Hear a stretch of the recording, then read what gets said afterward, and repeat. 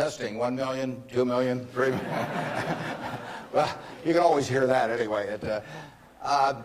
When I came down today, it's been 54 years since I drove down what was then the Highway 6, the Cornhusker Highway, to come to Lincoln to school.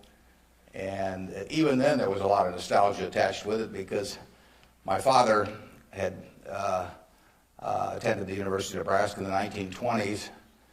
He was editor of the Daily Nebraskan, and one day a young woman from West Point, a student, came in to apply for a job as a reporter on the Daily Nebraskan, and my father not only hired her as a reporter, but he married her shortly thereafter. So both my parents attended here. My grandfather on my mother's side was here in the 1890s, and so a lot of good things have happened to me because of the University of Nebraska. I received a terrific education here. I was telling the dean the most valuable thing I learned here, but I learned a lot, but the most valuable was accounting, and we had a wonderful professor named Ray Dean. There may even be something named for him down here, isn't there? Yeah, he was, I'd been to the Wharton School, I went to Columbia Graduate School subsequently, and I took a lot of accounting courses, but by far the best instruction I received in accounting came from Ray Dean, and there's nothing more important. People ask me what they should take in business school, or even if they don't go to business school, what they need to know before getting in business, and I tell them, you have to understand accounting. It's the language. I mean, it's like being in a foreign country without knowing the language if you're in business and you don't understand accounting. So you want to get as comfortable with that as you are with the English language. It's made me a lot of money because I listened to what Ray Dean had to say 53 or 4 years ago, and have been able to understand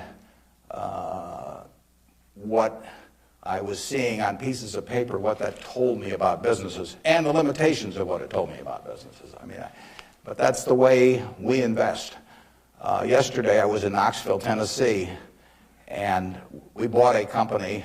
We agreed to buy a company called Clayton Homes about a week ago. It's a big company in the manufactured home business. We agreed to pay $1.7 billion for it.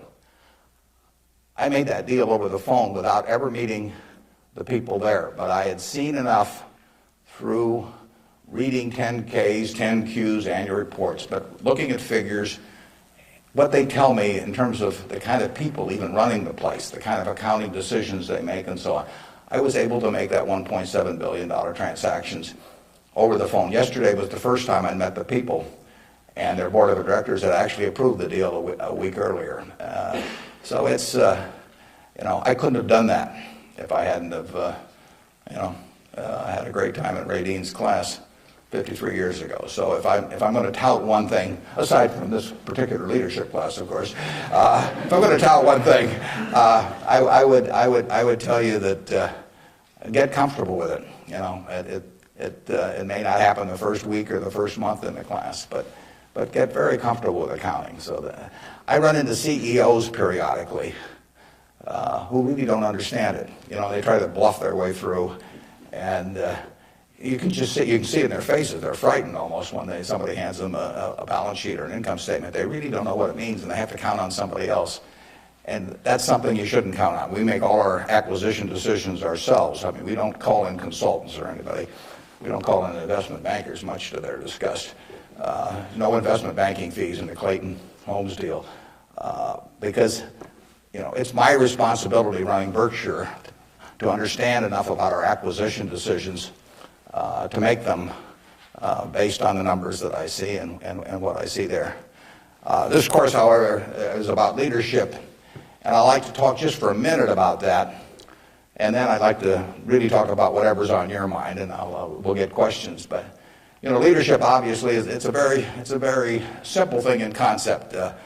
My job as the leader of Berkshire Hathaway is to have visions and goals for the company overall, with a long time horizon attached to them, and then to get those goals accomplished through other people.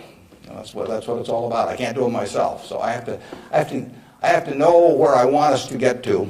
I have to see over the next mountain if possible, but then I have to get a lot of other people to look over that mountain with me and really do the job. I mean, they are the ones that get it accomplished. So it's getting things done through other people.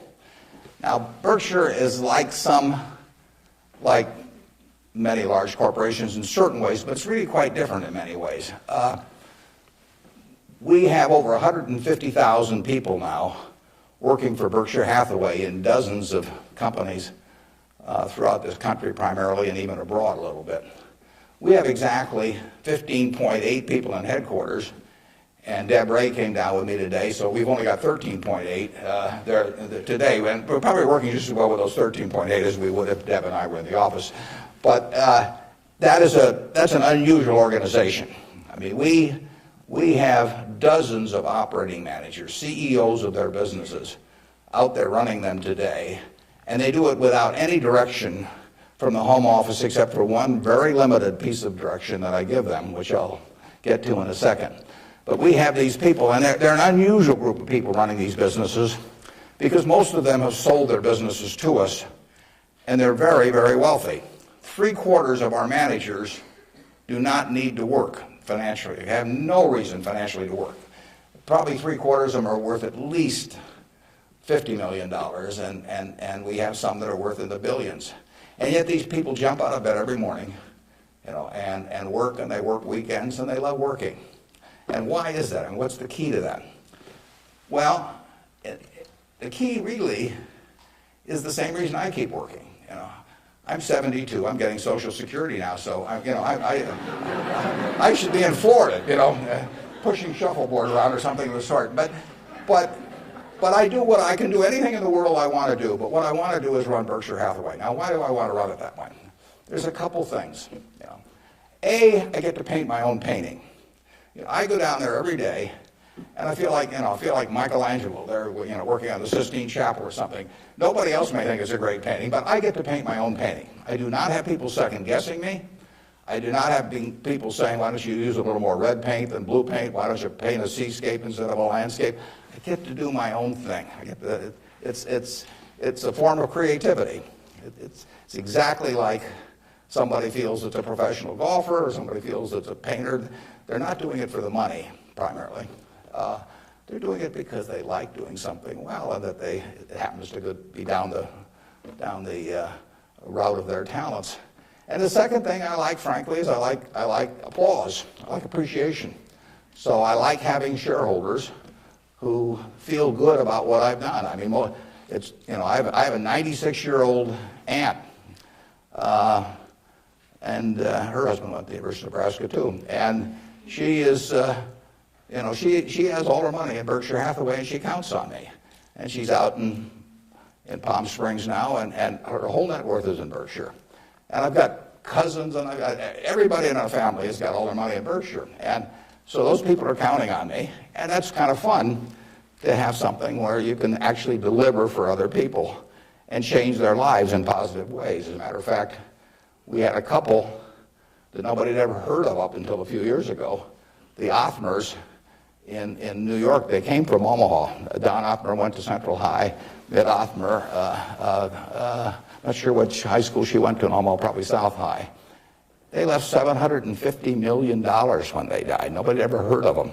And I think a substantial portion, went right here to the University of Nebraska. It was probably a total surprise to the university when they got, I don't know, you probably got $150 million or so. Yeah. Thank you. Yeah. Well, you should thank the Othmers, but nevertheless, you see the money, you see good things happening out of it. So it's fun. I mean, it's, it beats playing golf every day or something of the sort. So I say, if that's what turns me on, what's going to turn on these managers that are out there running things like Clayton Homes, or we've got a company, Flight Safety, that trains more pilots than anybody in the world. Flight Safety is run by an 85-year-old man, Al Yulshi. Al started the company with $10,000 in 1951. It now trains 4 or 5 times as many pilots as non-military pilots as anybody in the world. And he is there at 85, and it's a matter of public record. He's got $1 billion worth of Berkshire shares. He works 7 days a week. He loves it. And he loves it for the same reason that I love what I do. He gets to do it his way. He buys these big simulators that you train pilots in. He doesn't have to check with me as to whether to spend $15 million for a simulator. He doesn't ask me. He knows so much more about it than I do. Why in the world would he ask me? Well, I can't tell what kind of a plane I'm in, when I'm flying around. And Al is spending a couple $100 million a year on simulators, spending Berkshire Hathaway money, and he never checks with Omaha. He's never had to come to Omaha for any kind of meetings. He runs his own business, and that's what he loves in life. And I let him do it. I mean, that's my contribution to it, is really turning loose his energies. And, they were properly directed before we bought the company 7 or 8 years ago. Why should I think that, he couldn't keep running it after that? And like I say, at 85, he's still running it. The second thing that our managers like, in addition to this painting their own painting, is they too love applause. I mean, I try to be, I report in my annual report accurately what they have accomplished, but they accomplished a lot. You heard Susan Jock, I think, some weeks ago here. Susan came to Borsheim's, and she was making $4 an hour. $4 an hour. And at age, before she was 40, she became CEO of the second largest independent jewelry operation in the United States, from $4 an hour. But it's talent, and Susan knows more about, I don't know anything about jewelry, you could hand me a phony diamond or a real diamond, I couldn't tell the difference. But if I started telling Susan what to order in the way of jewelry, or if I started telling her what kind of terms to extend to customers or who to hire or anything like that, she doesn't need that in life. She really owns Borsheim's. We have the stock certificate. We get the profits. We get accustomed to. But it's her baby. It's her baby. She decides, everything about that place. And so it's her creation. And that feeling of ownership is really extraordinary, and it's so much better. I mean, it's the way I like to work, and it's the way, Susan Jock likes to work. It's the way Al Yoshi likes to work. And Susan, like anybody else in this world, loves being appreciated. I mean, there'd be something wrong with her if she didn't. And the truth is, nobody appreciates her more than I do. I mean, she is a talent. And we are lucky to have her, and we're lucky to have all of these other managers. So leadership at Berkshire really consists of taking a bunch of people who, in a baseball analogy, would be 400 hitters, and just handing them the bat and just telling them to get up their plate and take a big swing. There's very little to it beyond that. One thing I do is I send them a letter. We don't have meetings in Omaha. Some of our managers, there aren't any meetings, and there's no catechism or anything else. Once every 2 years, I send them a letter. This is it. Roughly one and a half pages or so. The only instruction they get from us. They don't send budgets to us. We don't care about those. Some of the companies use budgets, some don't use budgets. We adjust to them. Some of the managers I talk to a couple times a week because they like to talk frequently. Some of them I talk to literally once a year because they don't like to talk to me. And whatever, it's up to them. I adapt to them. The only thing I tell them, and this letter, which went out January 20th, 2003, it says it's been 2.5 years since my last memo.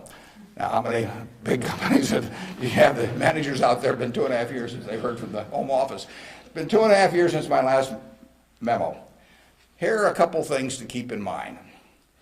And number one, and this is number one every time. This doesn't change. It won't change 2 years from now or 4 years from now or 6 years from now. Number one, we can afford to lose money, even a lot of money. We cannot afford to lose reputation, even a shred of reputation. Let's be sure that everything we do in business can be reported on the front page of a national newspaper in an article written by an unfriendly but intelligent reporter. In many areas, including acquisitions, Berkshire's results have benefited from its reputation, and we don't want to do anything that in any way can tarnish it. Last year, Berkshire was ranked by Fortune as the 4th most admired company in the world. This year, we were 3rd in the United States. They just published it. It took us 37 years to get there, but we could lose it in 37 minutes. And that's the message. I mean, we can lose money. It does, nicer to make money, but we'll figure out ways to make money. But we can't lose a shred of reputation, because you don't get it back. And you can. I said 37 minutes, but you can lose it a lot faster than that. You can lose it in 5 minutes. And in fact, I was talking to Bruce coming in, and he did some work around Salomon Brothers, and I went back there 11 years ago because this firm, which had the second largest balance sheet in the United States at that time. It was a preeminent firm on Wall Street. John Goodfriend, who ran it, had his picture on the front of Business Week as the king of Wall Street. And in late in April 1991, he made a fateful decision. It was reported to him that an employee down the line had flim-flammed the U.S. Treasury, had broken some rules, tried to play games with him. And John did not report that fact to the Treasury or to the Federal Reserve or to the SEC or to anybody else. He didn't do anything wrong himself, but he got behind the curve. He didn't report it. The president of the company, Tommy Strauss, didn't report it. If you saw that Katie Couric show on Sunday night on the Central Park Jogger, Tom Strauss was on there, but Tom Strauss ended up losing he was president of Salomon Brothers. John was chairman, John Goodfriend. They didn't do anything. They dawdled. And after a few weeks, the same guy that had committed the terrible acts earlier, on May 15th, he did the same thing again at a Treasury auction. And now they were in this terrible pickle because they had known about this on about April 28th, that this guy was a bad actor, and they hadn't done anything. And now on May 15th, he does the same thing again. And now if they go, they start feeling if they go and talk about it, that people will say, well, why weren't you in here before? So they just kept trying to shove it out of their mind and do other things. And it came within inches of destroying the firm. It destroyed their careers. I mean, John Goodfriend had spent 30 years in Wall Street and had a fine reputation. The king of Wall Street was brought down by one simple act of omission. All he had to do was pick up the phone. Jerry Corrigan was head of the New York Fed. He had to pick up the phone and say, Jerry, you won't believe this, but this crazy guy in our Treasury Department, a fellow named Mosier, has just done this thing, and I'm terribly embarrassed, and what can we do to make it right? I mean, and Jerry Corrigan, being Jerry Corrigan, would have turned red in the face and gotten very mad and issued a lot of language I couldn't repeat here, but in the end he would have said, thanks for calling and telling us about it immediately, and we'll slap a fine on you or do whatever is appropriate. And the next day, the firm would have gone on fine, but John Goodfriend, actually, a perfectly okay guy, but he didn't act when it counted. And Tommy Strauss, who was number two, the same way. And later on, they were fined and in a certain way kicked out of the securities industry. And Salomon barely survived. 8,000 employees around the world had their future in real jeopardy because of that single act. So just apply the newspaper test. That's what I tell our managers. I could have a 1,000-page book of ethics. I could have all kinds of rules and hundreds of, but in the end, just all you got to do is think about, do you really want what you're doing put on the front page of the paper tomorrow to be read by your parents, by your spouse, by your kids, by your neighbors, by your coworkers? And if you're embarrassed about it, just forget about it. You're all going to do well financially. The nice thing about it is, you live in America in the year 2003. You don't live in Bangladesh. You don't live in America, of 1790 when it would. You live in a society which has a GDP of over 10 trillion, and you can just pick up the crumbs and you're going to do great.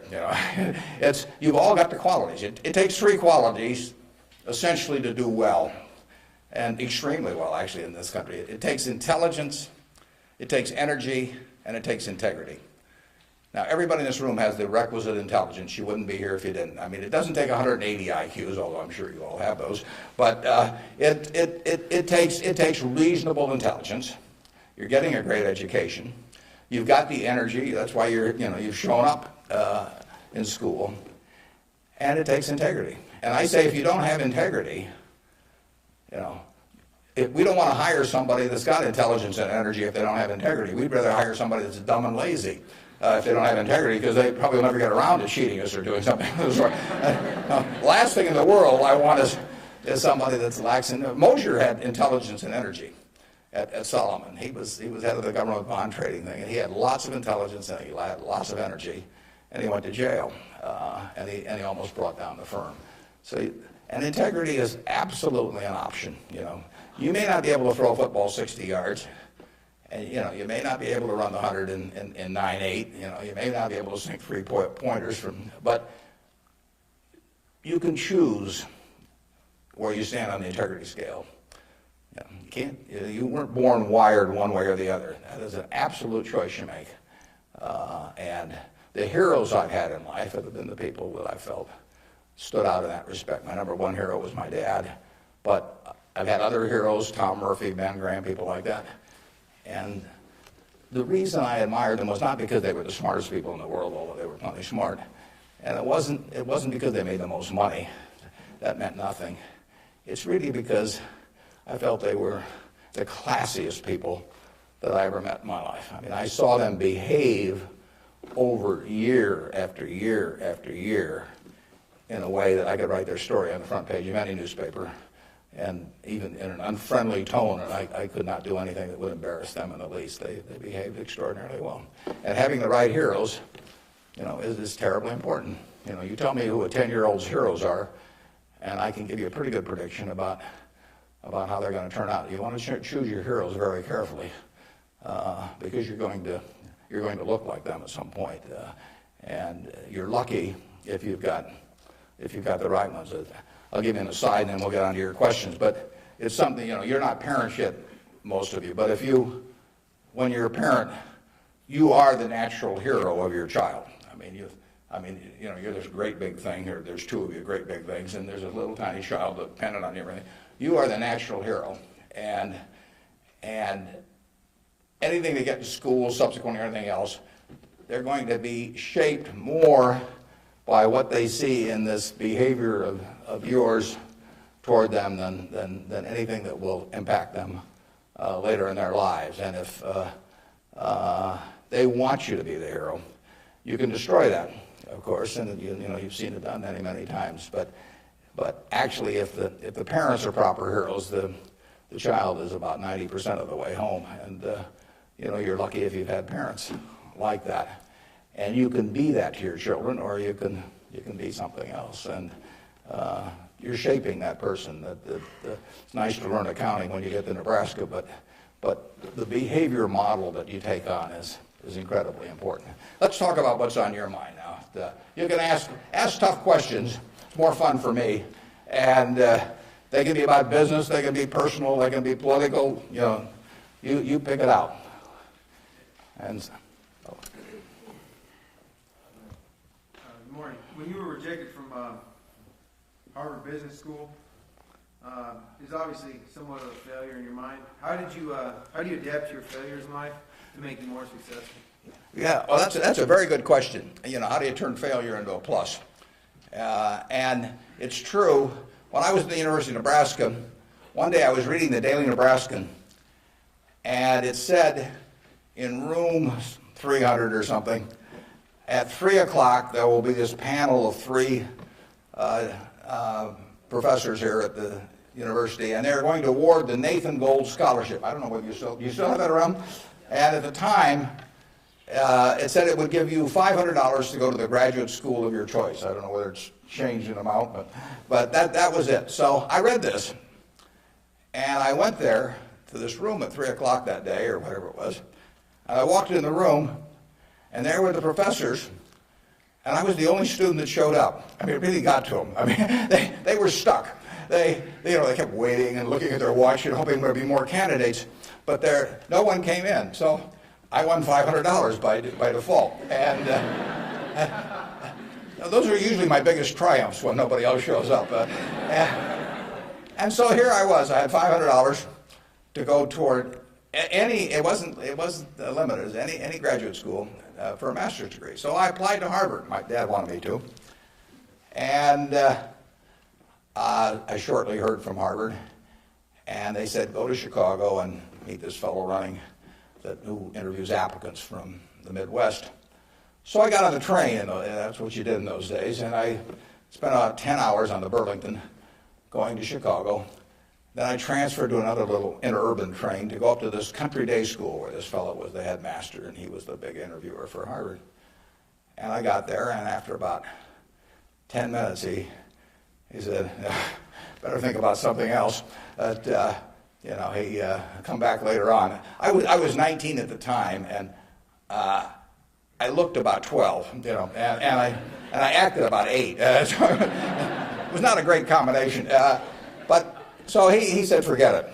So I took the little interurban train back to Chicago, and I took the 10-hour train back to Omaha, and all the time I'm thinking, what do I tell my parents? It's kind of embarrassing. But it was the luckiest thing that ever happened to me. Because if I'd gone to Harvard, I would have gone to a 2-year business school. I instead applied to Columbia, where I could graduate in 1 year and get a master's degree. Luckily, that by the accident of it and being in the Nebraska National Guard, which did not get called up for the Korean War, I missed going in the Korean War. I got to meet Ben Graham, which had an enormous effect on me subsequently. And I probably got my wife that way because she was going to Northwestern.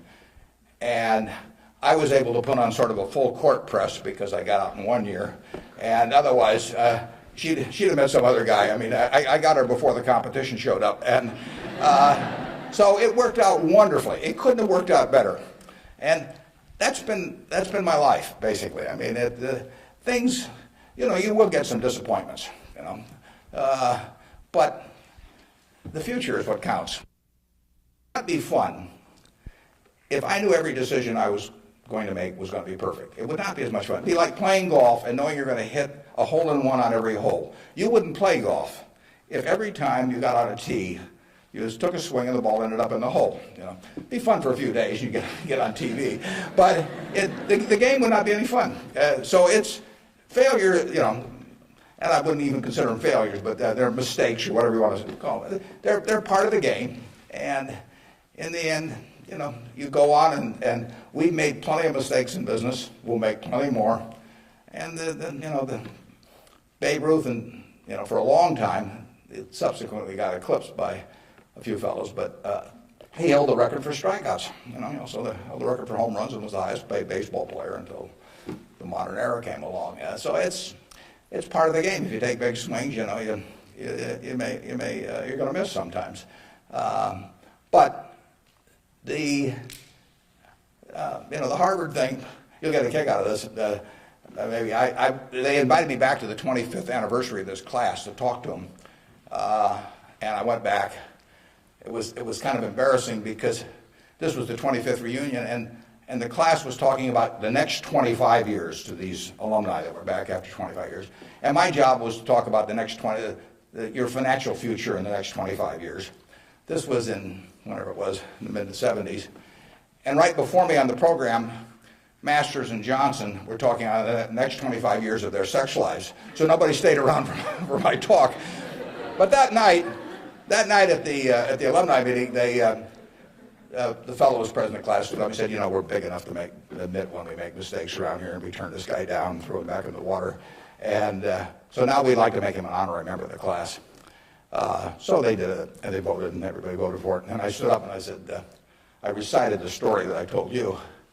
And I told him, I said, at the time I was kind of philosophical about this. I was young, and maybe my grades weren't that good or something. And so I took the rejection kind of well. But I said, now that I've met the people that got in the class, I'm really sore.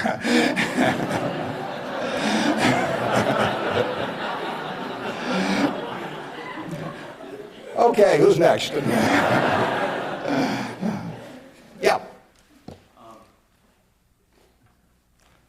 You can ask it, I'll repeat it. Okay. Yeah. I guess my question to you is, after you're dead, how do you want to be remembered, and how do you go about in your daily life ensuring that you're going to be remembered in that way? Yeah, well, really, I only want the minister to say one thing at my funeral. If he gets up there, and they play a few little hymns and everything, Maybe they'll play There Is No Place Like Nebraska. That'd be great. I just want him to stay up there and say, my God, he was old. You know? I'll settle for that. But the truth is that to some extent Berkshire is my creation. So I would like people, to the extent that people regard that well, that's what counts. I mean, that's my painting. And I hope that people look at, I've been running it out for almost 38 years, just about 38 years exactly, and it means I only got another 30 or 40 to go. And I hope that that we have done some things differently than other corporations. We've operated on a different model. And I hope two things about it, actually. I hope, A, that people realize that model works and why it works and so on, because it does conflict with certain management theory over the years. And secondly, the important thing is that it lasts well beyond me. I was down at Walmart 6 months ago and talked to their management group, and I had a great time. What is really astounding, I voted for Walmart as the most admired company in the country last year. That's where my vote went. It was astounding what Sam Walton built, starting in Bentonville, Arkansas with a pickup truck, taking on J.C. Penney and Kmart and Sears and all of these people with no money, no real estate, no preference with vendors, no credit card list, anything. He just took them on, and of course he just ran away from them. But the really impressive thing about Walmart is that Sam died about 11 years ago, and there had been no momentum lost. I mean, what he instilled in that company, nobody else could have built it like Sam, but David Glass first and Lee Scott now as the CEO, they have kept that company with its special culture going at full steam ever since. And that's really what I hope happens with Berkshire, and I've tried to think about ways to make that happen. But the real test will be if 10 or 20 years after I die, that the special culture that I think is part of Berkshire is not only just as strong as ever, but even stronger. We have a situation at Berkshire where in 38 years, we got all kinds of CEOs out there running all kinds of businesses, 3 or 4 of them in Omaha. We have never had one CEO ever leave us, period, to go someplace else. I mean, I don't know that there's any place like that in the country. So it's been and we've never issued a stock option. You read in the papers that you got to have stock options to attract quality people, all that sort of thing. I mean, we've never had a share of them, and in the end, I don't know how many dozens of managers we're talking about, but no one has ever left for another job, and some have been offered way more money. In fact, Ajit Jain, who runs our reinsurance operation, probably could have increased his income 10 times, tenfold. Now, he's already making many millions, but tenfold. But he doesn't want to leave. And that is the culture that I hope we can maintain, and that's what I'd really like to be. If I've done anything to contribute to that, continuing after I die, that would be terrific. Of course, I actually plan to keep managing Berkshire after I die. You have to understand that. I have given all the managers Ouija boards. I've got these dark rooms they're going to go into, and I'll be there. Mrs. B at the Nebraska Furniture Park worked till 103 at Berkshire, and she's sort of our examples. And then she took off from work, and she died the next year. So it's very dangerous to quit as early as that. Yeah. Am I supposed to be calling on these people? Okay, good. How do you determine via your personal finances what organizations or foundations you give your money to? On personal finance, how do I handle them? Or? How do you determine where you make your donations? Oh, well, we've got there's a Buffett Foundation. Eventually it will have everything. I mean, basically everything I've made will go back to society. America's done it for me, and that's where it should go. I've got about an 8-page letter that the trustees have already seen. Incidentally, there's very few trustees. I don't believe in large groups of people making decisions. It gets to be, it sort of descends to the lowest common denominator. So there's only, maybe 5 or 6 trustees. Interestingly enough, not just by accident, but I picked the people who I trust in the most in terms of both their intelligence but also their quality to run it. After I have people I feel the surest of, a significant majority will be women. It'll be a woman-controlled foundation, and probably the largest foundation in the world at the time, but with a very small number of trustees. I have, in my letter, I tell them that I'm not going to give them any specific instructions as to what to do with the money. I tell them that their judgment above ground will be better than my judgment 6 feet underground. So in the end, I want them to do a couple of things. I want them to attack really big, important causes. I don't want them to give $1 million here and $1 million there and everybody that, that asks that they know and that sort of thing. So I don't want them doing things with an eyedropper. I want them to take very big swings. And then I want them to measure what they're doing by the importance of what they're doing as contrasted to the natural funding constituency for that. Now, taking the health field, you got the National Institute of Health spending billions and billions of dollars. You got all kinds of money going into medical research. It'd be crazy, in my view, for the Buffett Foundation to be engaged in medical research. It's not that the subjects isn't important, but there's already a huge funding constituency. It would be crazy for the money to go to Harvard or something of the sort. It isn't a fine educational institution, but you've got all of these people that give money to Harvard, and they've got a rich alumni base and all of that sort of thing. So I want the combination of a terribly important program and the lack of a natural funding constituency. Well, where do you find that? You find that with unpopular causes to quite a degree. Rockefeller felt somewhat the same way. It's interesting. He was the first major patron of any sort of black colleges in the United States. Now, if you think about it, black colleges had no funding constituency. Their alumni didn't have any money, basically, if you go back 75 or 100 years. So there wasn't any money coming in. People didn't, they didn't build great businesses and then leave tens or hundreds of millions of dollars to the institution. And it was self-perpetuating. And so Rockefeller stepped in, and he took a group of black colleges and funded them in a very, very big way. And I admire that kind of a decision enormously. Otherwise, nothing would have happened. And that's what I hope the trustees of the Buffett Foundation do. I was with Bill Gates last week, and I consider his foundation, he and Melinda together, because they're equal partners in it, I consider their foundation to be the most logical big foundation in the world. They're giving away about $1 billion a year. Now, Bill said to, and Melinda said to themselves, how do we save the most lives per dollar spent in the world? And they decided that in certain major medical areas, that what was being done abroad in many countries was zilch in terms of these things that were easily preventable by vaccines or various other things. And they decided they could save huge numbers of lives per $1 billion spent.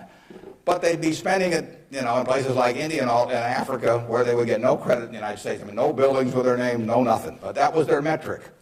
And that's Bill's sole metric. He doesn't want to talk about, you can go to him with some proposition to stick his name on something, for $50 million. It doesn't interest him at all. It's a totally rational one, and he pours himself into it.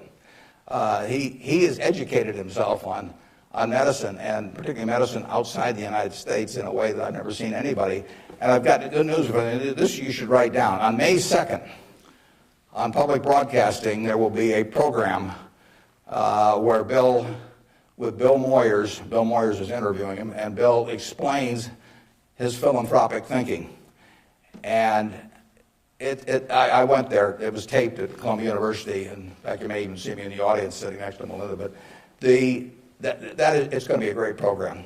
They took about an hour and 20 minutes, and it's going to get edited down to 56 or 58 minutes. But you will hear as cogent an argument for rational philanthropy on that program as you'll ever hear in your life. So it's interesting. That program came about because about 2 years ago, I asked Bill a question at a group I get together, something akin to what you asked him. I asked him to talk about the evolution of his philanthropic thinking. And there were a group of about 60 of us there, and he talked to us, and it was a fabulous talk. And I said, you got to get that out in the public domain somehow. So this thing with Bill Moyers does that. If I die tonight, all my Berkshire shares, which are 99% of my net worth, plus go to my wife. She dies first, hers go to me, and then it all goes to the Buffett Foundation. And it will then be active on a very big scale, and those are the guidelines. And who knows what those problems will be. I mean, it might well have been civil rights in the early 60s. I mean, the civil rights organizations, were not being funded by anybody. And I mean, money wasn't the big problem, but it was a problem in the civil rights arena. And there was no natural funding constituency for that. It was a very important issue, but it was an unpopular issue in many respects. And it seems to me that's where the money should go, particularly if you have it on a big scale where you can really do something. Depends when I die, but 10 or 15 years from now, the foundation could really, it could have a lot of money, and so they could do some things that nobody else could attempt. And it won't be what people want them to do. That's the nature of it. If it was what people wanted to do, it would already be being done. The interesting thing, the contrast between business and philanthropy is interesting. In business, I swing at easy pitches. I stand there at the plate, and if I like pitches 1 inch above my navel, right in the center of the plate, I can wait and wait and wait because there's no called strikes. As long as that bat's on my shoulder, nobody's calling a strike. If the pitcher throws me General Motors at 36, IBM at 82, Microsoft at 25, and I don't swing, it's not a strike. It's not a hit either, but it's not a strike. Only when I swing is it a strike. So I wait for easy pitches. I wait for things I understand are exactly in my sweet spot. Philanthropy is just the opposite. You're looking at the toughest problems the world faces, and they're intractable to some extent. These are tough problems. And they have resisted the utilization of money over the years, and that's what makes them tough problems. The problems you can solve with money are the easy ones. It's the problems you can't solve with money. So they are very tough problems. One thing I've gotten involved in just a little bit recently is something that Sam Nunn is heading, the former senator, called the Nuclear Threat Initiative. And essentially, Sam Nunn, who is as well informed as anybody in the world on the subject and articulate and everything, is working on the problem of the nuclear materials and or nuclear talent that exists around the world that might become available to terrorists or to governments to impose on the rest of the society. And there are vast amounts of uranium and lesser amounts of plutonium, and there's a lot of unemployed Russian scientists and so on. So this is something that Ted Turner actually set up a couple of years ago and got Sam to handle. And because AOL Time Warner stock, which was being used to fund it from Ted, has gone down a lot in price, they've run short of money. So that's something I'm involved in. It doesn't, it's not something that has any popular appeal. You can't send out something and get hundreds of thousands of people to respond. But that's the kind of thing that I think the foundation should be doing. Yeah. With the government possibly considering eliminating double taxation on dividends, would you ever consider declaring a dividend on your stock? And what kind of decision-making process do you go through when you're looking at those businesses? Yeah, the question is, with the government considering eliminating the double taxation on dividends, would that change our attitude at Berkshire toward paying dividends, and what sort of decision-making framework do we have about whether we pay dividends or not? Berkshire, I took it over in 1965, and we paid 10 cents a share one year. It happened in the late 60s. I can't remember it. I blocked it out of my mind. I must have been in the men's room or something, because that was the only dividend we paid. The determination is very simple on dividends. Can we retain $1 or $1 billion, or whatever the amount is, of earnings, and have that dollar become worth more than $1 in immediate present value? Now, even though it may not get used for a few years or something of the sort. In other words, is that dollar worth more than $1 if kept in the business? Forgetting about taxes entirely. Let's assume a total tax-free society in terms of dividends. And the answer to that so far has been yes. We have kept the dollars that we've earned and we have created more than $1 of market value for every dollar we've retained.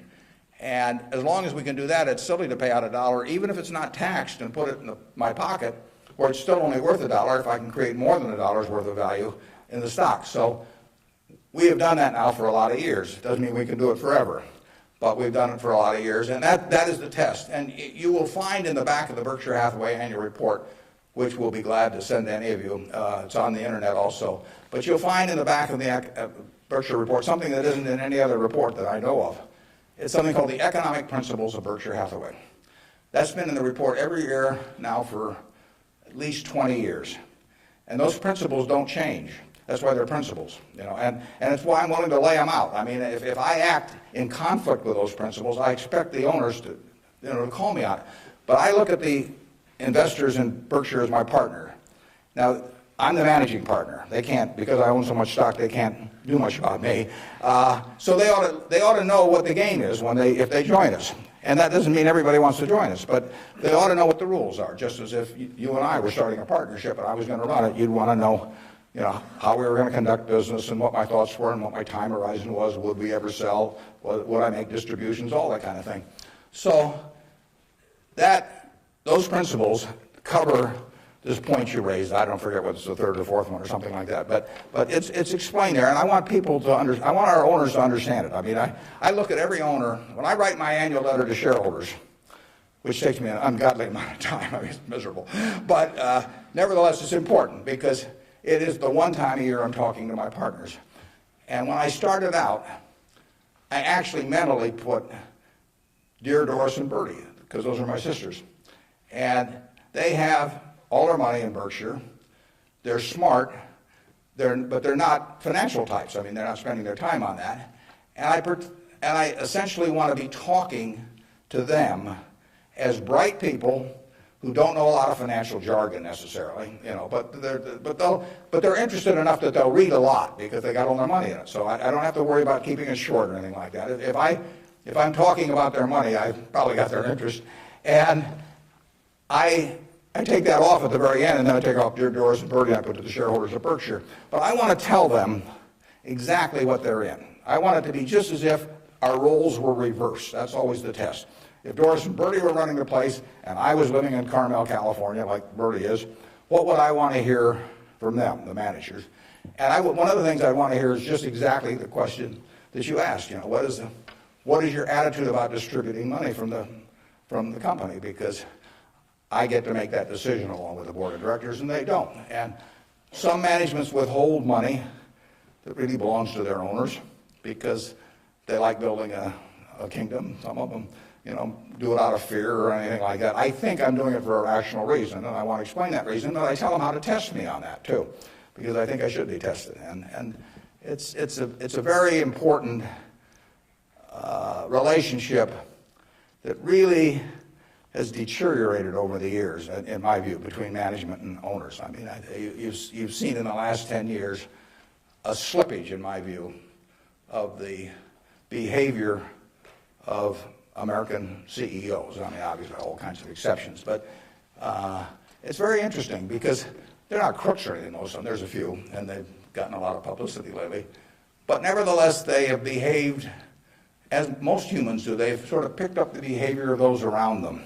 That's why it pays to hang out with people better than you are. I mean, if you hang out with people better than you are, you'll become better yourself. Everybody behaves better that's around my wife. I mean, even including me, starting from a low base. But she just has that effect on people, and other people pull you down. I mean, when I was in the National Guard and we would go to camp, in about an hour I was reading comic books. Pretty soon everybody's reading comic books. The language, every other word becomes some form of profanity. Everything. You just sink. Well, what happened to American CEOs in the 90s is that the behavior, the situational ethics, sort of caused behavioral norms to sink. I say it's a little like how Mae West described her career. She said, "I was Snow White, but I drifted." And American management drifted to quite a degree during that period.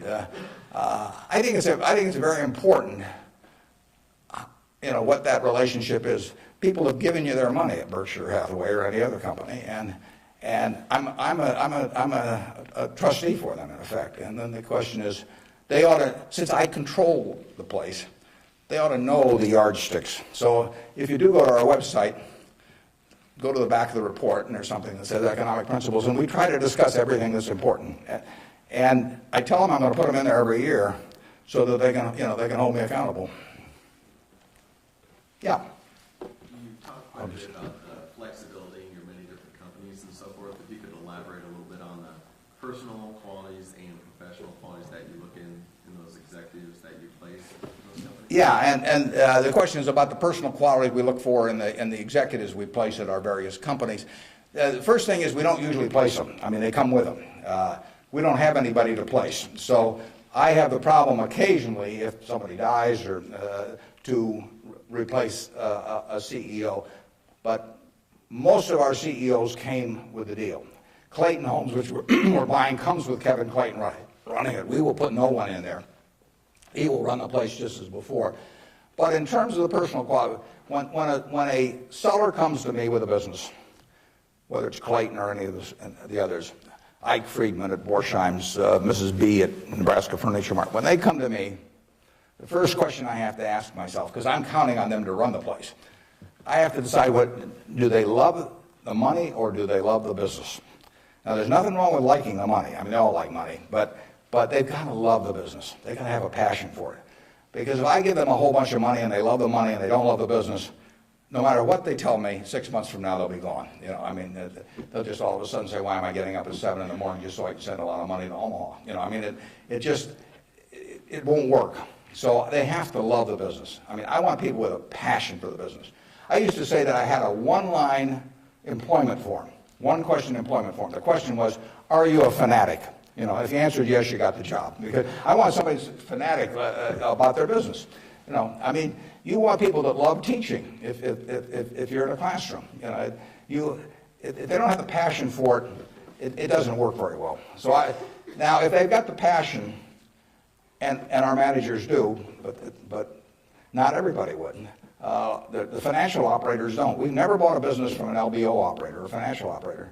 Because they don't give a damn. I mean, all they want to do is make sure your check clears, and they're gone. And it isn't going to work if we try to buy from them.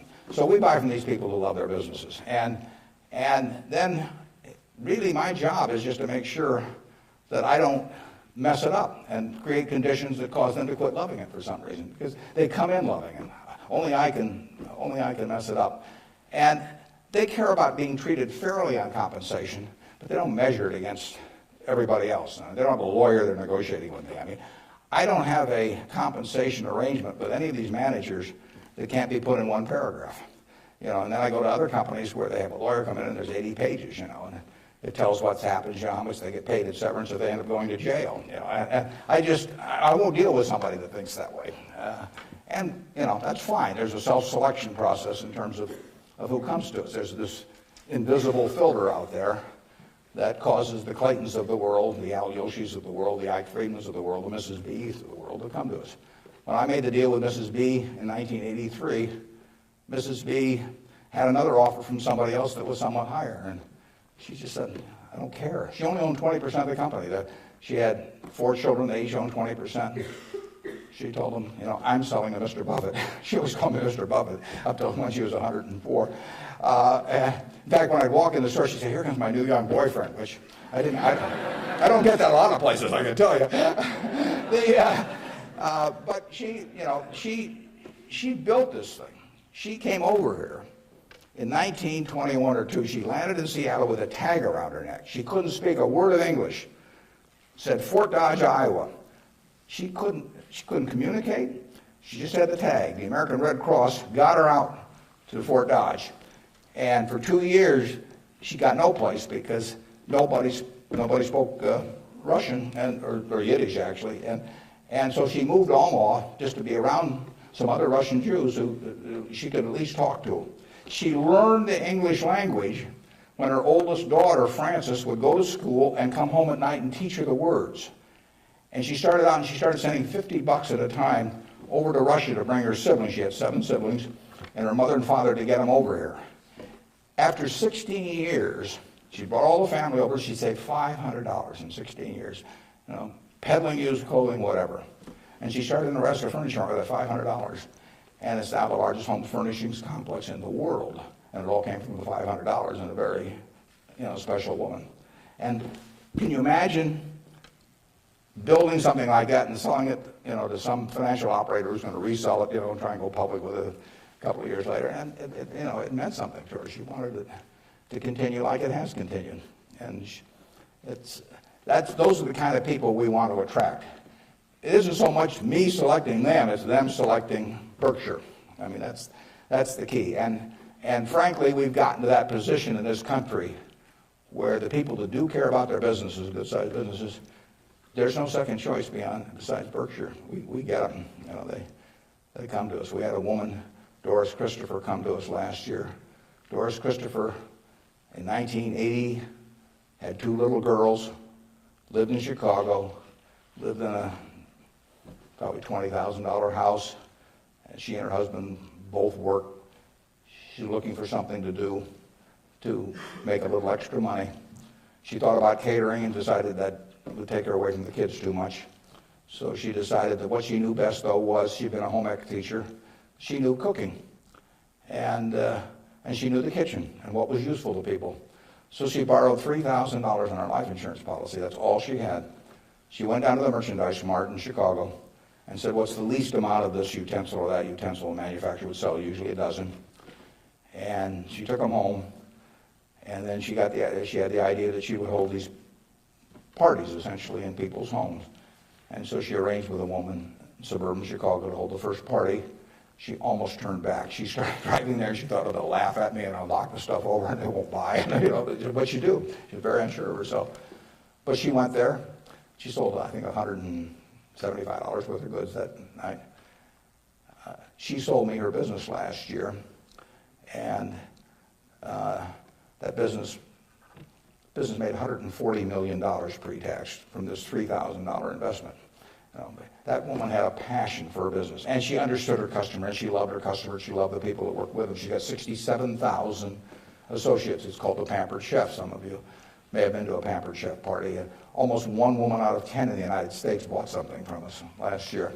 And now, unfortunately, I have to acknowledge that she probably didn't understand accounting that well, but she understood her customer and she understood people, and she likes people. I met her one time, but when she wanted to sell her business, there wasn't anybody else to sell to as far as she was concerned. She came to Omaha. We made a deal in a few minutes. The compensation deal took us 15 seconds. She's running the business. I've never been there. They're in Chicago. I hope they're there. I mean, we paid a lot of money for this. I mean, someday we'll buy a business and there'll just be some guy in a closet someplace saying, what figure shall I send Warren this month? But I've never been there. I've met her and I've seen the results of what she's done, and she is in love with the company. Yeah. How do you intrinsically value the businesses that Berkshire acquires? How do I value the business that Berkshire acquires? Well, the first thing I have to decide when somebody calls me is valuing this business within my circle of competence. I don't know how to value Microsoft. I don't know how to value Oracle. I mean, if Larry Ellison calls me or Bill Gates calls me, and they don't. But if any of those, I don't know, or biotech or anything, I wouldn't know how to value it. I just, I'd wish them well and tell them, I think it's worth twice as much as they think it is, but I'm just not in the mood to buy today. I don't know. So it has to be within my circle of competence.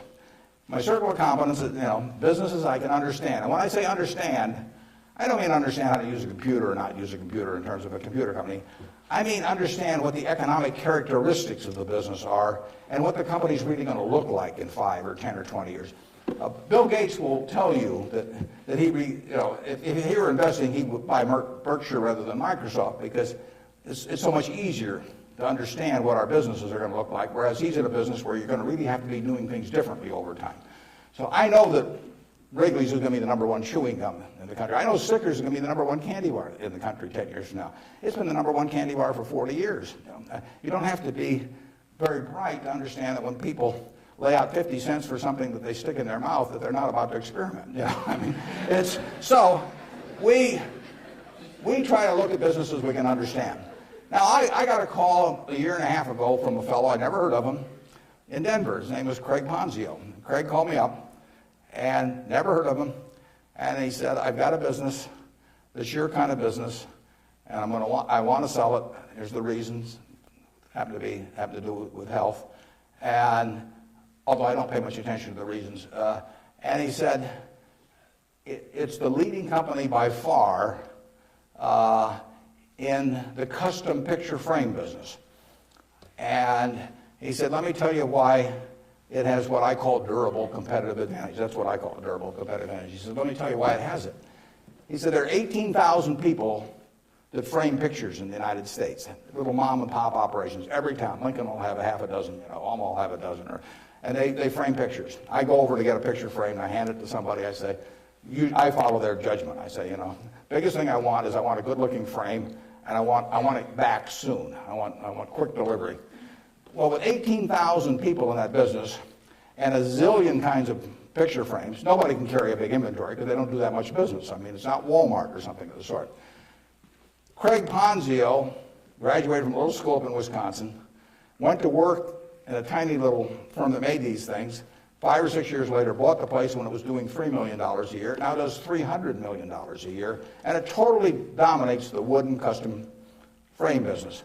Why does it dominate it? It dominates it because it calls on these 18,000 people. It has a sales force calling on them 6 or 8 times a year, and it has 22 plants around the country that can get the frame that the custom framer orders 85% of the time. If they order it by 5 o'clock today, they'll have it by 3 o'clock tomorrow afternoon. Now, think of that coverage. That's what the customer wants. They don't care whether they pay $83 or $88 to get the thing framed. You've got something you want done, and you want it done fast. And that little custom framer, those 18,000 people, they want happy customers. And that means speed of delivery and certainty and all that. You couldn't build a distribution system to compete with us. I mean, just think of trying to build a distribution system starting from scratch that would take that business away from us. It can't be done. Well, Craig explained that to me in about 15 minutes. I'd never thought about the custom frame business, but I've framed pictures or had people frame them for me, and I understood the power of that. That was a Monday. I said, I think we can make a deal. So he came on Wednesday. He came at 9 o'clock and he left at 10 o'clock. We've had a deal. I've never seen him since. He got the money promptly thereafter.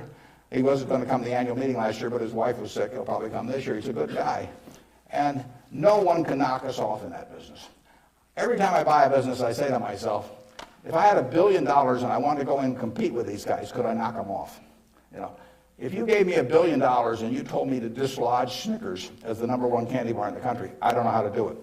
If you tell me I got $1 billion and I got to make it, or $5 billion, and I got to make it so that Wrigley's, Spearmint, Double Mint, Juicy Fruit, all of those get knocked off the top-selling gum list, I can't do it. Now, if you give me $1 billion and tell me to knock off all the ladies' apparel shops in Lincoln, I'll make mincemeat of them very fast. I mean, I have a very good business myself, but I can destroy that. And the real test is, can some idiot with a lot of money destroy the business you've got if he decides to compete with you? And we try to buy businesses where no matter who comes along, they've got this durable competitive advantage. Those are the 3 words that count. And you can make that. You may be able to make that decision about companies that I can't make that decision about. They have to be pretty simple for me. But we buy things that, we have Fruit of the Loom underwear. Are people going to quit wearing underwear? Well, who knows? But we sell 44% of all the men's and boys' underwear that goes through Walmart and all of the mass merchandising chains. We've got the lowest costs around. Fruit of the Loom is a name that's been around since 1850 or 60. If you can buy 3 pairs of shorts from us, or 6 pairs or whatever it is, for $5.50 and nobody's going to sell them cheaper, why are you going to buy anything else? So we'll own that unless we mess it up some way. We've got a very potent advertising slogan there. We cover the asses of the masses. Sort of gets to it, doesn't it? Yeah, up there. Yeah.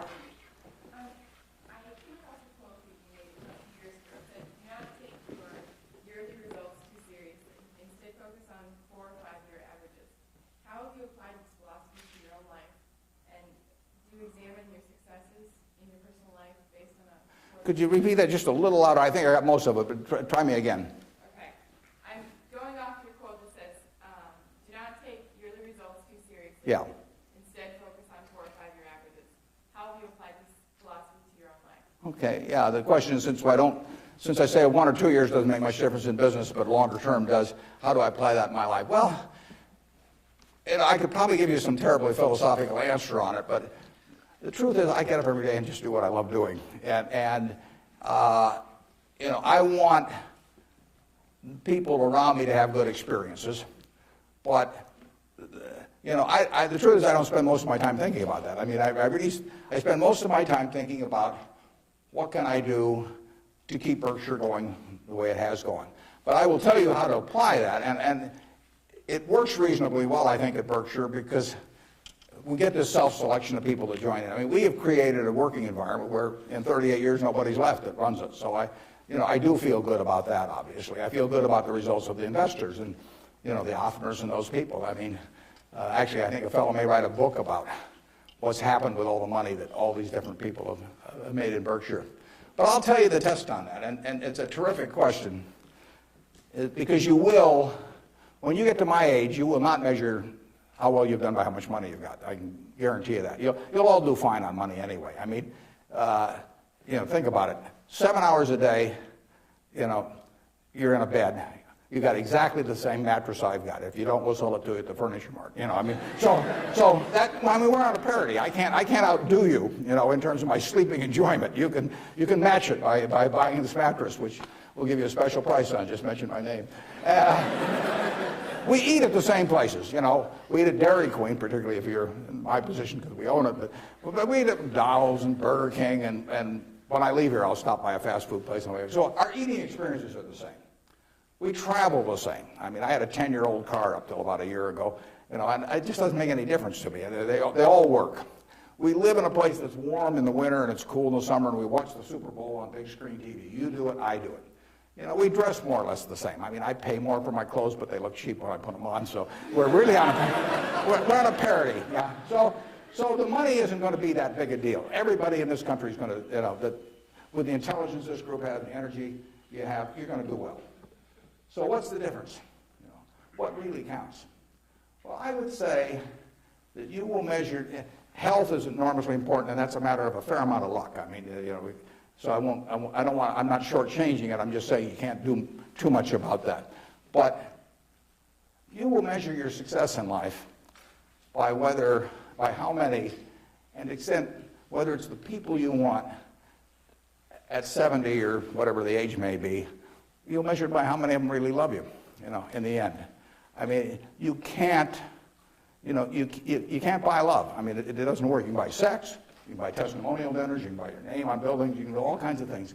But the only way you get to be, love is to be lovable. It's kind of irritating, actually. If you got a lot of money, it'd be more fun to just write out a check for $1 million. So everybody, from now on loves me. But it doesn't work that way.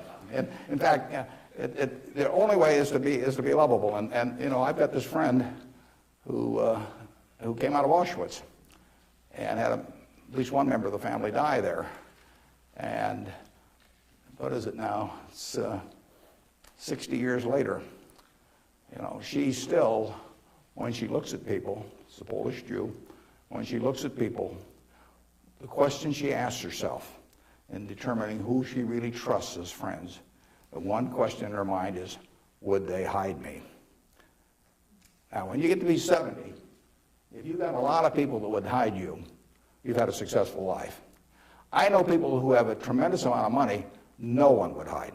Their own kids wouldn't hide them. I mean, they really wouldn't. I mean, their business associates wouldn't, or anybody else. If it really came down to it, they don't have anybody's respect.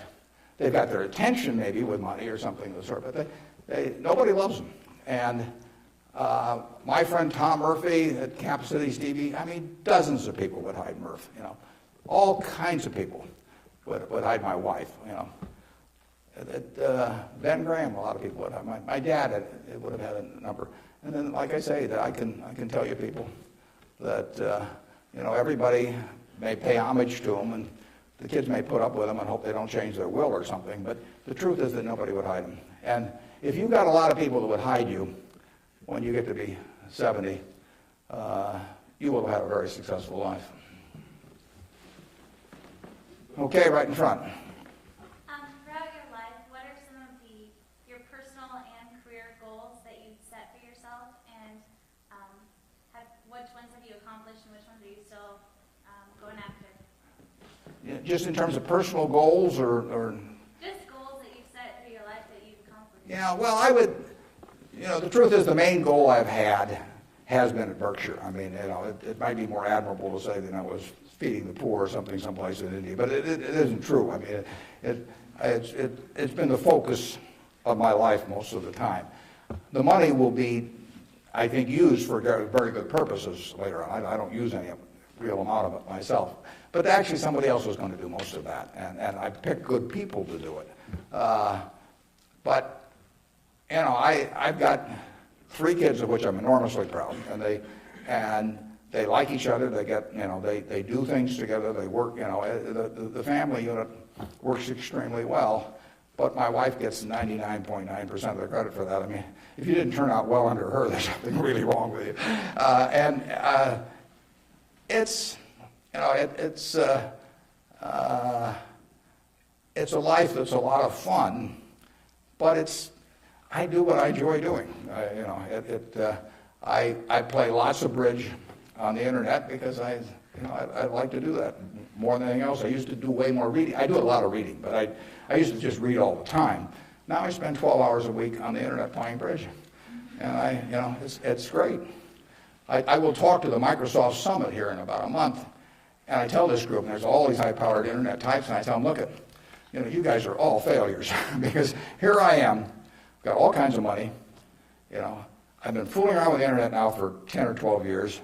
I spend 12 or 14 hours a week on it, mostly bridge, but I do, the Google searches, and if I'm writing a talk, I look up all kinds of information on it. I read the New York Times, the Wall Street Journal, 10 o'clock the night before, and all these things. And you guys are getting exactly $120 a year out of me. I mean, that is a failure. They have not figured out how to get any money out of me. And I gave them this talk last year, and this year I'm going to go back there and say, you've made no progress at all. It's $120 last year, it's $120 this year, and in between I've had 600 hours of enjoyment and learned all kinds of things. So I do enjoy, that. I enjoy that more than anyone. Now, when I was young, I thought I had a lot of money. I'd own a professional sports team, and I'd play golf all the time, maybe have my own private golf course, and all kinds of things. Just doesn't mean anything to me, I have something where 365 days a year, everything is good. I work around terrific people. One of them is here today that came with me, that drove me down. And I mean, I get to select the people I work with. That's a huge, huge luxury. I mean, literally, just think of if you had to work for a boss you couldn't stand, or work around people that cause your stomach to churn. It'd be miserable. So the ultimate luxury really is doing something every day that you love doing with people that you love doing it with. And I've got that, by accident to some extent. I say if you take on a job just to make a lot of money and it causes your stomach to churn, and you go home at night and kick the dog and all that sort of thing, that's a little bit like marrying for money. It's probably a bad idea under any circumstances, but if you're already rich, it's crazy, right? I mean, if I marry for money, I would have my head examined. And what's it going to do? And so it is, and we're lucky in this country. I mean, we won what I call the ovarian lottery when we were born in this country. It was 4 times or likely you would have been born in China, just about as likely you've been born in Bangladesh. You're born in the greatest society in the world, so make the most of it and have a good time. Let's see, who's had, okay, up there. You 2 guys are next to each other, you can fight it out. What has, whether it be professionally or personally, kept you and your business in Omaha or in the state of Nebraska? Well, that's a good question. Why do I stay in Omaha? Well, I love it. And, my grandfather went to Central High, my dad went there, my wife went there, my kids went there, and now my grandchildren are there. My grandchildren say they have the same teacher that my grandfather had. But there's continuity, there's friends, there's all kinds of things. I mean, there's no disadvantage to being in Omaha. I mean, I like New York when I'm there. I've got a house in California, and I get around some, but I can't imagine anything better. I mean, You know, what doesn't it have? I have a home. I've never sold a house in my life. I have a home I moved into in 1958, so I've been there, 45 years or so. I'm 5 minutes from the office. I moved into the office in 1962. I've been in there 41 years. We've just gotten so we take a whole floor. It's taken us 41 years to where we can use a whole floor. Kind of discouraging. But there I am, 5 minutes from the office. Everything's easy, and it all works. I know I've known the doctors all my life. I've known everybody. I feel connected. My aunt taught in the public school system in Omaha. I named a scholar prize that I give after her. But I mean, it all means something. And I've lived in New York for a couple of years. I lived in Washington, D.C. for some years. I never felt that kind of connection at all. So, and there's absolutely no disadvantage. I get the same information. Actually, with the internet and Bloomberg and all of that, no one can get any information any faster than I can get it. And there's just no downside. And I think it's been a terrific environment for my kids to grow up in. I mean, my kids have grown up in a neighborhood, perfectly normal neighborhood. I mean, no fences around it, no golden ghettos or anything of the sort. They've gone to an integrated public school. School has probably had between 20 and 30% black students for 75 years. They have great teachers. I mean, I think that part of education is a total life experience, and I think it's great that we have a good public school system in Omaha. I mean, if I lived in Washington or Los Angeles or New York, I'd have to send my kids to private school. I wouldn't want to do that. I'd do it because I wouldn't send them to a vastly inferior school just to prove some point. But the nice thing about it is I haven't had to make that choice in Omaha. I've got classy public schools, the same kind I went to 50 or 60 years ago. And they get more out of that experience, in my view. They have a better balanced view of life going through that experience than if I sent them off to some private school. I was with, actually, last week, there were 6 couples. Bill and Melinda Gates arranged it, and they had the headmaster of a private school in Seattle that Bill went to, and it's a classy school. But, if I gather in terms of the public school system, that you're making a conscious decision to hurt your kid if you don't send them to a private school, if you can afford one, and that's why these people do it. And I don't blame them. I mean, I do the same thing. But the nice thing about it is that Omaha, and I'm sure Lincoln as well, and throughout Nebraska, we have kept a good public school system. And frankly, I think that's one of the most important things in America, because one of the things has made America what it is. Think about it. 1776, 3 million people in America, 300 million people in China. They had 100 times as many people. They had the same IQs we had. They had the same physical abilities and all that sort of thing. They had a culture that went far back. They had lots of natural resources. We didn't know about it then because we didn't have oil and they didn't have oil, but we both had oil in the end. Coal, all these things. Educational institutions that far surpassed ours at the time. And now we end up, 230 years later, we end up with, 36 or 7% of the world's GDP, from those 3 million people. Something about this system really works. Now, I think one of the things that works about it is we come closer to equality of opportunity than any major country in the world. But one of the keys to having equal opportunity is a good public school system. If you have one public school system for the rich and one for the poor, you do not have equality of opportunity. It's really one of the top things on my list. And when I got asked about, what you can do with money, I think that anything that creates equality of opportunity, right from the word go, I'm talking about from when you're 5 years old, and actually my daughter's working on something that goes back before that, but anything that creates equality of opportunity is what's going to keep, America the kind of America that we have now. It's vital, and there's nothing more important than that than having a first-class public school system. And unfortunately, the communities where they've lost it don't get it back. I say that an outstanding